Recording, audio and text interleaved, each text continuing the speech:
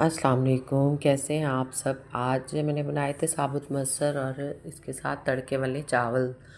تو ثابت مسر میں نے 2 کپ لے لیا اور اسے کھلے پانی سے دھو کے اس میں 1 جگ پورا پانی کا ڈال دیا۔ تو اس میں مسالے ڈال دیے، نمک، مرچ، ہلدی اور دھنیا پاؤڈر ڈال کے تو مکس کر کے تو میں نے اسے پورے آدھے گھنٹے کا پریشر دے دیا تھا۔ پورے آدھے گھنٹے میں بالکل زبردست سے تیار ہو جاتے ہیں۔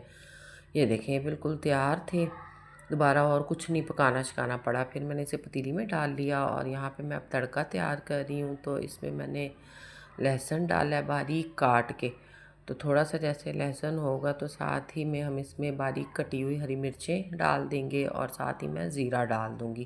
اس میں اور کچھ نہیں ڈالتی۔ کچھ لوگ پیاز اور ٹماٹر تو دھنیا اور پتہ نہیں کیا کچھ ڈال دیتے ہیں، وہ والے اچھے نہیں لگتے۔ اسی طرح سے آپ بنائیں، ثابت مسر بہت مزے کے بنتے ہیں۔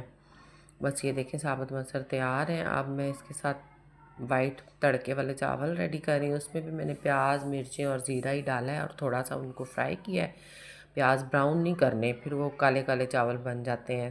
آپ نے بس وائٹ وائٹ ہی رکھنے ہیں، تھوڑا سا فرائی کر کے تو پانی ڈال دینا ہے، نمک اور پانی ڈال دیں۔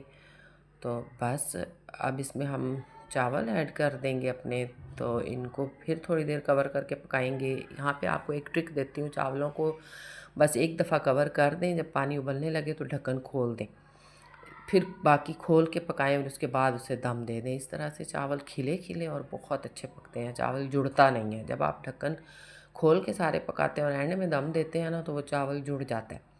یہ دیکھیں یہاں پہ ہمارے مسر چاول ریڈی ہو گئے ہیں۔ اس کے ساتھ سلاد اور اچار کے ساتھ ہم نے کھائے تھے تو بہت مزے کے لگے تھے۔ آپ بھی ایک دفعہ میری ریسیپی پہ ضرور ٹرائی کریے گا، اور ویڈیو اچھی لگے تو لائک کر دیجیے گا، چینل پہ نئے ہیں تو چینل کو سبسکرائب کر دیجیے گا۔ اللہ حافظ۔